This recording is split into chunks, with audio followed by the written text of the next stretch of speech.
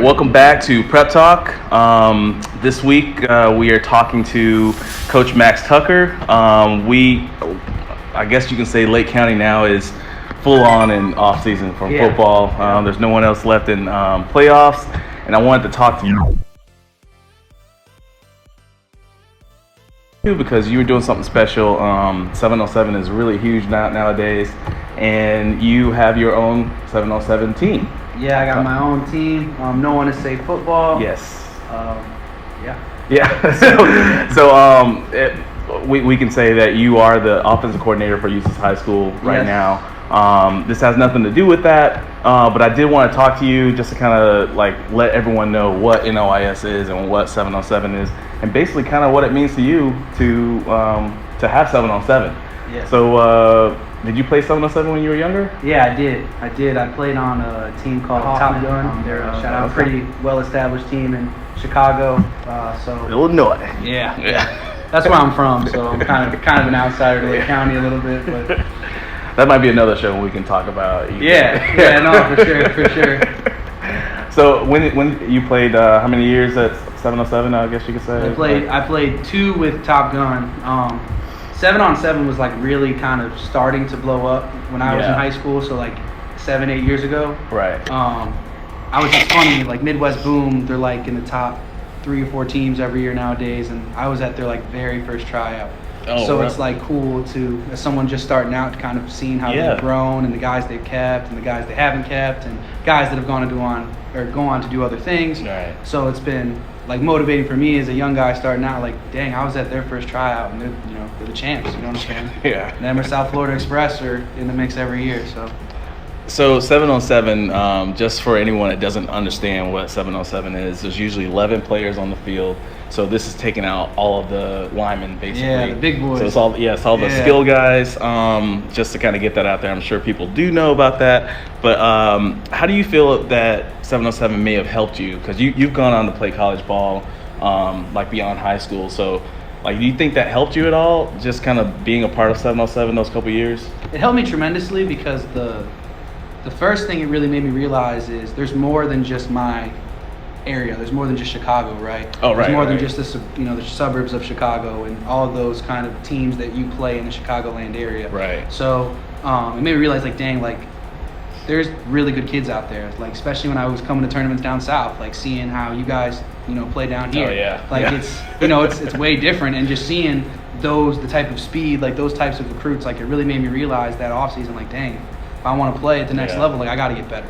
I played quarterback, so it really helped me like be able to learn how to read and go through progressions without all these guys like flying in my face, getting hit, and just Absolutely. I got one of my best receivers to kind of leave basketball and my number one guy in high school to come play with me on Top Gun, and like our chemistry, like it was already good. It skyrocketed because we spent the last 9 months into the season playing together, and and everybody's running the same concepts. You know what I mean? Like so, it's whatever program you're kind of a part of. Like it's going to help you. Like especially for a quarterback, it gives you an opportunity to like play with pace because there's still 4 seconds you got to get rid of the ball, but like you got the time without all these big dudes trying to kill you to like really learn how to slow the game down, how to make pre-snap reads and good decisions. So like I don't know if I would have played college football if I didn't have that opportunity. Really? Yeah, it definitely helped me a lot.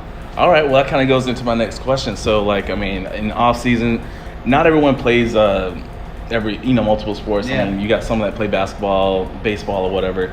So you want to kind of stay in shape when you're in football. It's kind of year round, really. So other than staying in shape, how do you think that 707? I mean, you've mentioned a lot of stuff that helps. But how do you think it'll benefit a kid other than staying in shape if they don't play baseball or another sport? Like so I kind of talked about the quarterbacks a little bit. I think it really helps DBs because most of those guys are playing man coverage. You know what I mean? A lot of high schools play zone nowadays. You know what I mean? And at the next level, you got to play both. Like especially if you're like the guy. You know what I mean? You got to. A lot of times they leave you on an island nowadays, and they'll play zone to the one side and man over here. Absolutely. And they're going to trust you to be that dude. Yeah. So it really helps. These DBs like really learn how to play, whether it's in phase or out of phase.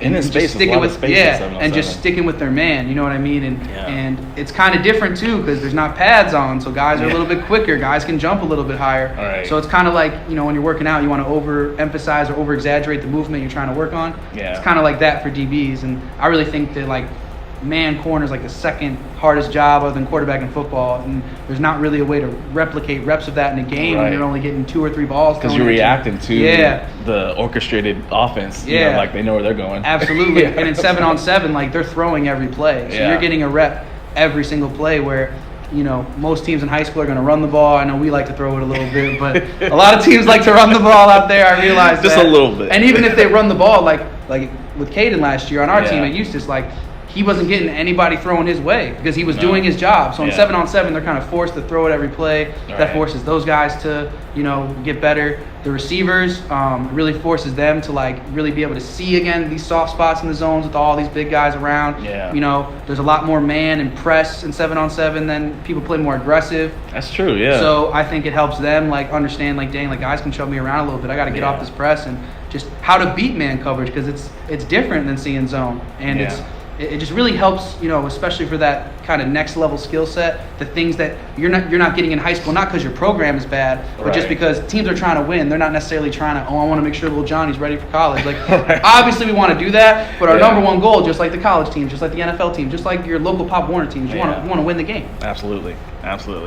So you mentioned that you probably wouldn't have gone to college if it wasn't for 7-on-7. Do you think 7-on-7 can help with recruiting? Yes, absolutely, because it's just kind of a way to get exposure. I think about it like, look at like AAU for basketball or like travel baseball. Softball, you know what I mean? Football's never had that. And you can even see it at the pro level. Like they're trying to find that farm system that basketball has, that baseball has. It hasn't been successful so far, but they're actively trying to find it. Right. Because a lot of these kids in football like fall through the cracks. Like every sport's gonna have busts, but it just feels like there's so many more busts in football, you know what I mean? But it makes sense because there's not that same farm system where in baseball you can predict how good a kid's going to be 6 years from now. Do you think it translate for a receiver to play 7-on-7? Like, can you see like, man, he's bad, he's really good in 7-on-7. Think that always translates, or not always? So, like, you got to be able to block and tackle at any level of football. You know what I mean? So it doesn't always translate. I know that there's some guys are just going to be beasts at 7-on-7 that will never see the field on Friday night. That's just the reality of it.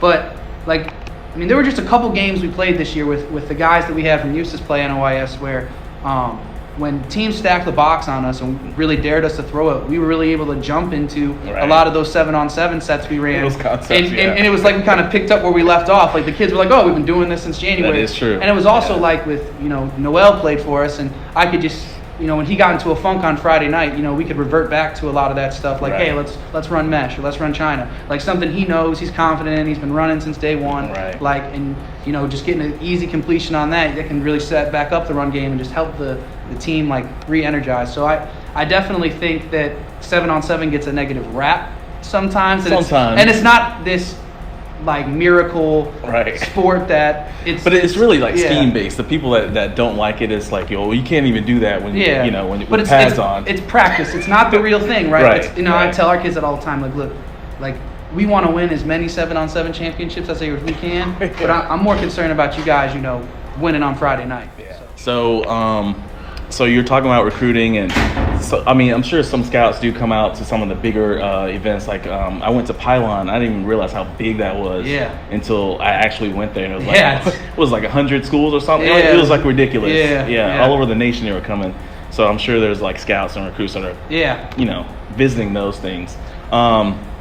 So what is NOIS and why is no one safe? So it's funny.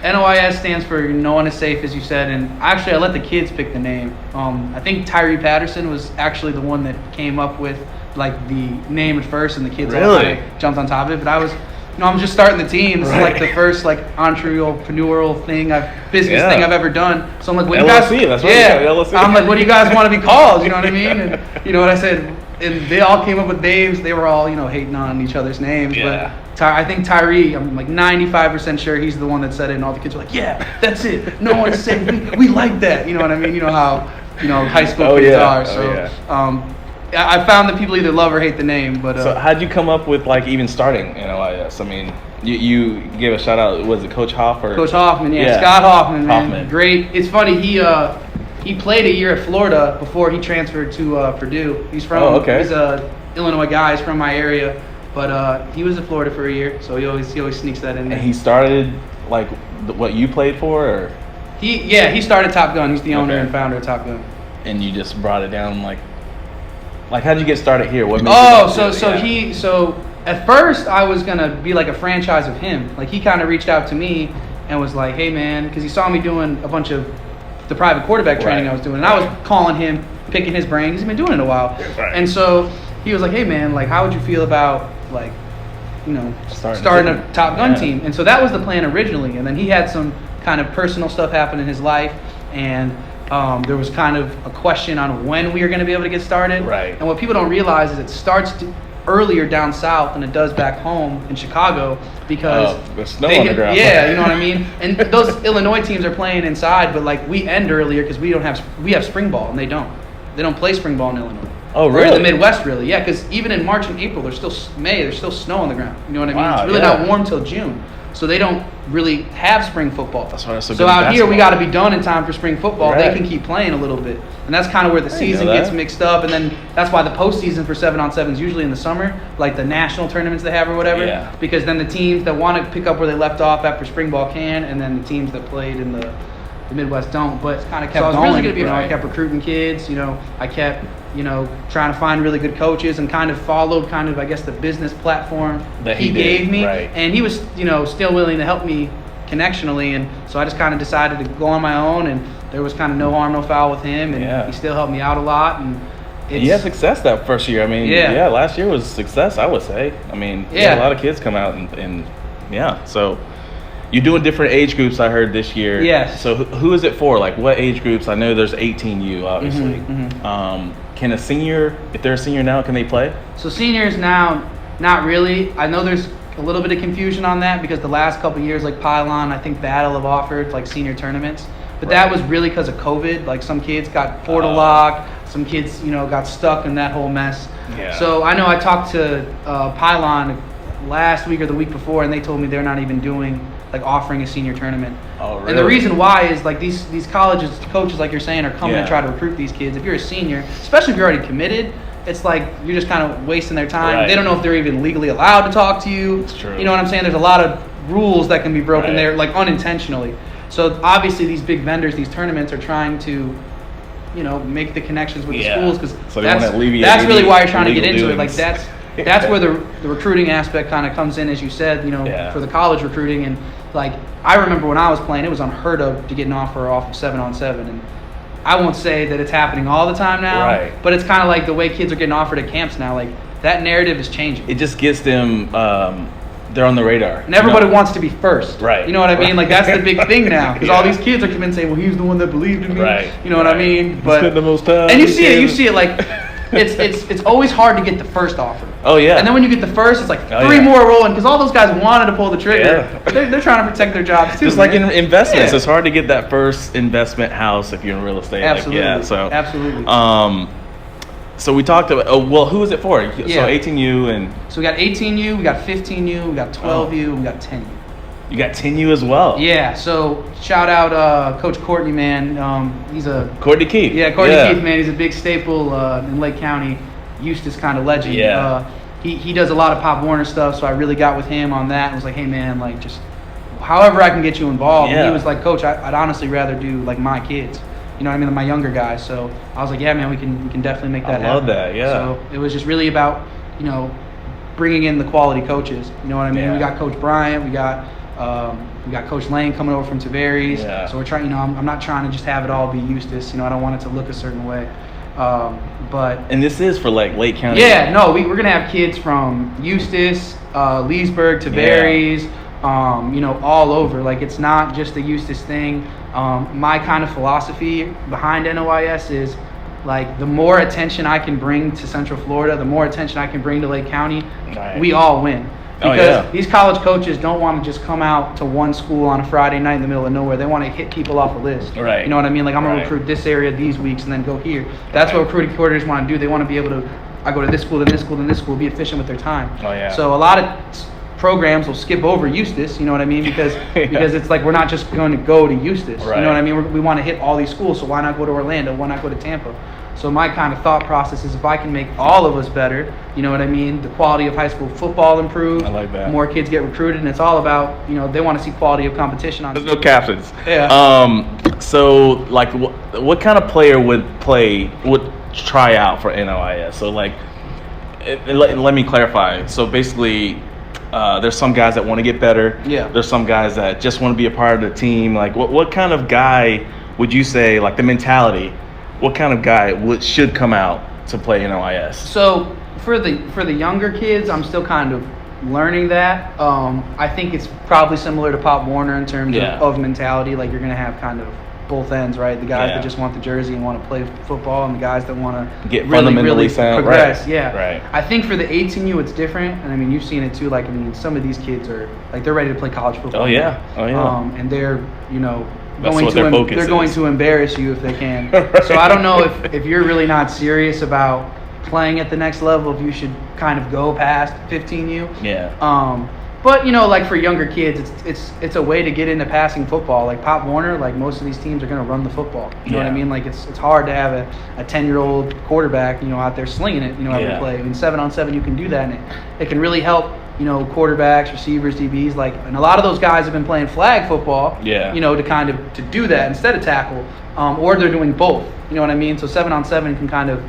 bridge that gap a little bit. So for the younger kids, like, even if you've never played football, I would suggest, like, it's kind of a good way to even jump yourself into it before all the contact. Right.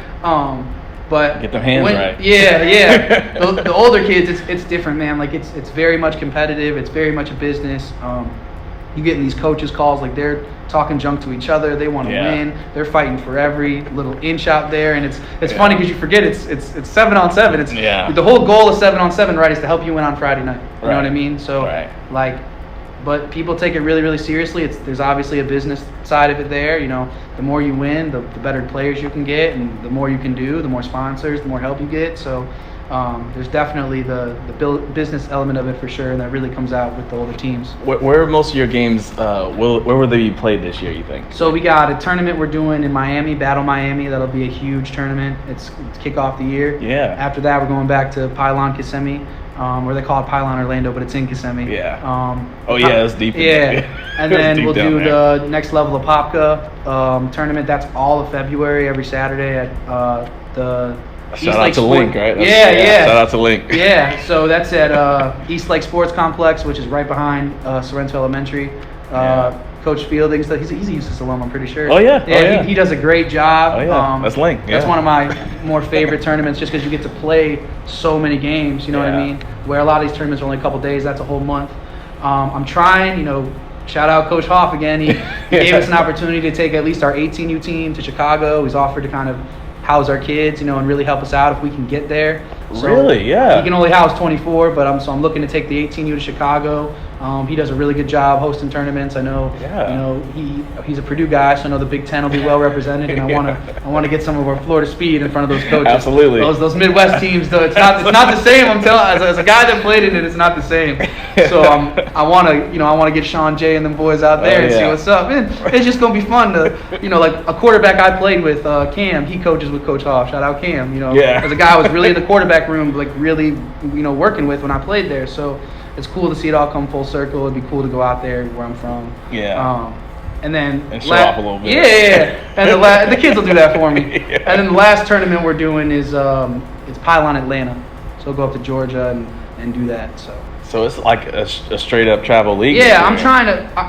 You kind of asked like about my 7-on-7 experience. Yeah. Some of my best like times with the guys was just to travel. Yeah. Like, we played a tournament in Louisville. I can tell you every snap, like every rep of that tournament. We lost like in the game before the championship in the semis, and we were like such a low seed where we got killed in pool play and just won like 6 in a row. And you know, just the hotel rooms, the crazy stuff we did, you know, like the car, you know, the 8-hour shuttle rides, you know what I mean? Like like those memories, man, like are kind of more valuable than football. And it brings players together when they go through something. I mean, even if it's just traveling in the car together, you know, it's kind of like it does something. No, and you know, I'm not ready to travel like Top Gun travels, but right. you know, it's last year we couldn't really do that because we were kind of scraping by. Yeah. But now, you know, I've definitely felt a lot more community support. Like a lot more people are aware of it, are behind it. Just the kids that played last year. Yeah, they're even more excited about it. They've done a heck of a job recruiting. Shout out Nate Roach for sure. Nate Roach has been calling everybody he knows. So I definitely want to. He's gonna be a great sales guy. Yeah. I definitely want the program to get there someday. You know what I mean? I definitely call, you know, Coach Hoff a lot, and I've definitely modeled what I'm doing a lot of after what he's doing. You know, so it would be cool to be able to give that memory, you know, to other kids, because that's the thing I remember the most is like going on the trip with the guys. Maybe you get out of school for a day because you get to take the college visit. You know, going and touring Michigan State and Purdue and Louisville and these big schools, and really getting to live that dream or chase that dream per se. You know what I mean? And obviously not everybody makes it, but you know, like I said, I wouldn't have even played college football, I don't think, if I didn't learn some of the lessons I learned, not even on the field, just with your teammates, and how to carry yourself and how to travel, and you know, all that stuff. One of these kids, I mean, when they grow up, they're gonna just pay it forward and keep it going. You know what I mean? Like that's kind of what I'm trying to do. Yeah, that's awesome. So we're gonna come to a close really soon, but I wanted to ask, so players and parents that are gonna be a part of this or thinking about being a part of this, what can they expect once they register? Because you do have to register. And once you register, can they expect to, like, you know, is their kid going to play every week because they registered? Okay, so yeah, I'm glad you asked that. It's a tough question, but so it's kind of, for me, I'm a kind of not participation trophy, not everybody gets everything type of guy. I made sure I worded that the right way, but you know who I am. And you know, with 18U, I think it's kind of self-explanatory because you're playing varsity football at this point. Not everybody's going to play. The best players. It's competition. The best players are going to play.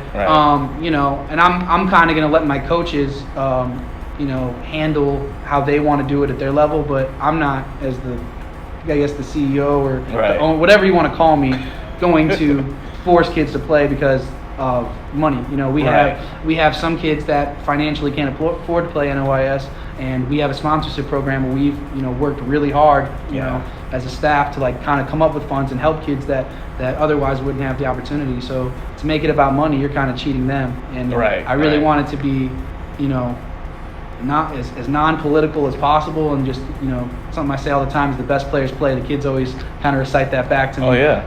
Especially, you know, at the 18U level, because that's what you're preparing for is college football. I just watched a press conference with Deion Sanders, just basically told his, you know, whole team to transfer. In the portal. You know what I mean? And that's it's like hard. At first I was like, that's terrible. But you know, I'm like, dang, like you're not that far removed from that tough. Like that's college football. Like it's a business.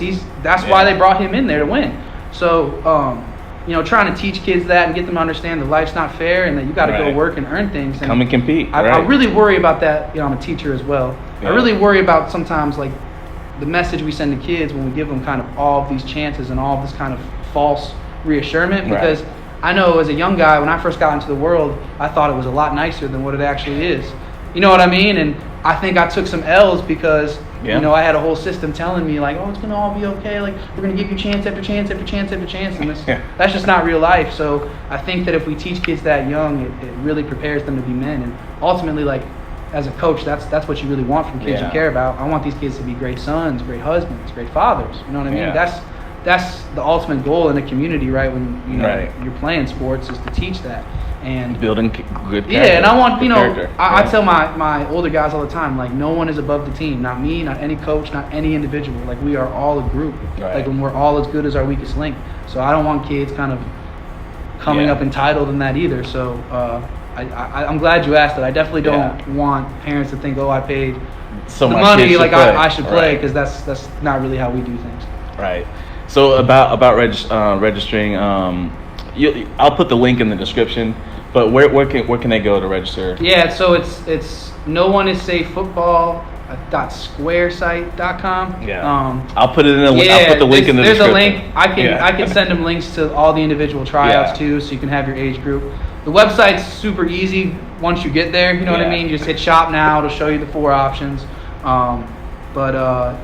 So I'll make sure that's tryouts. Yeah. When is that? Tryouts is this Saturday, December 10th. It's from 10 to 12 a.m. 10 a.m. to 12 p.m. Right. At the field's right behind Sorrento Elementary, so it's East Lake Sports Complex. Okay. It's that's nice where we practice. Yeah. So. All right. Is there a second tryout, or is there just only one tryout? We might do that if we're kind of trying to find a lot more spots. I know my 18U turnout's going to be really, really good. Yeah. We already got 20 kids registered. So. Wow. I know we're kind of still looking for younger guys. You know what I mean? As we're trying to grow that. So maybe if we're kind of a couple young guys short, we might do a second tryout. Can they just come out and try out, or they have to? So it's really a lot easier if you pre-register, for the standpoint of, number one, like I can kind of get a feel for our numbers, if we have to do a second tryout, who to expect, and also just if you come to the gate, like you're gonna have to register there. I'm gonna have to get your information there. Because when you register, there's a form you fill out, and now we got all that information, so we can kind of be more organized. You know what I'm saying? It would suck if we're 30 minutes into the tryout and you're still waiting in line, like trying to register. I'm trying to avoid that. Obviously we'll get the kids through as fast as we can, but you can show up at the gate. You can bring your $20 with you. It costs $20 to try out. All right. But and this for all ages on Saturday? Yeah. Okay. Yeah. So the biggest thing you could expect is just high competition and just lots of reps and just competing. At a tryout like this, you really want to make an impression and make your mark. So I hope kids come out and we have a great time, and they really show us what we can do, because I think there's a lot of talent in this area. Yeah. I think Lake County's kind of, and again, I'm an outsider, but I think it's kind of a hidden well, gem. you're here now. You've seen it. Yeah. No, I think it's kind of a hidden gem. You're immersed. I genuinely love it here. Yeah. Like it's a great place to live. Like I've lived in some interesting places, and Lake County's definitely up there on the list for me. I love it. So I definitely want to help grow the quality of football here. But I like this just because it continues that growth. Like they don't just get those 10 weeks during the season to play, or 10, or however long the season is, like 12 weeks or 13 weeks, however long. But like they continue to do it if they're not playing baseball or running track or anything. So I think it's great. So I want to thank you for giving me this opportunity to talk to you and just kind of put 7-on-7 out there, and hopefully we can get some guys getting more interested that didn't know about it. Can come out and try out if there's a second tryout, if they don't make it Saturday. But and if you can't make it Saturday, just reach out to me. You know what I mean? Like we're pretty good about working with kids. We got full rosters is one thing, but I know we had that issue last year. Like Thomas Wilson was a huge guy for us, right? Oh yeah. And he couldn't make the trial because he had some. He's one of my favorites. He's a great kid, right? One of my favorite kids. He had some Woodrow. You know what I mean? Yeah, Woodrow he had something going on with his family or something. And he was like, Coach Tuck's like, I really want to play. I'm like, dude, just come to practice. If it's working out, we'll make it work. If it's not working out, we'll kind of politely tell you that. He sacrificed his body on every kick. But it worked out for us pretty well. He had a really good season on the circuit for sure. Yeah. All right. Well, one more thing. Sponsor. So if somebody wants to sponsor, you said there was a program set up? Yeah, so we have a sponsorship program. We kind of do like 3 levels of sponsorship. But honestly, if you can't afford any of the levels, we'll kind of take whatever we can get. You know what I mean? I've had some of my friends at home just kind of send me money here and there. I just fill out the form. You can make the check out to me and put Max Tucker and put No One Is Safe Football in the memo. That's huge. You know what I mean? So I can send you a copy of the form. The receipt. Yeah. I know on the form it says make it out to NOIS football, but I talked to my LLC guy, and he kind of was like, you need to do it this way, otherwise it's going to take longer to get the money. Right. And I'm still learning how to. I've gotten a lot better from year 1 to year 2. But I'm an English major. I'm still learning the business side of how everything works, and it's a lot. Like it's. I wish somebody would have taught me in school. I'm a teacher, ironically enough. But he was like, do it this way, and it made sense when he explained it. So we're going with that. I think you'll figure it out. I mean, this thing looks like it's going to be around for a while. I'm excited for it, man. So, again, good luck, and thanks for the interview. Yeah, thanks. Right. Appreciate you having me on, Coach. No problem.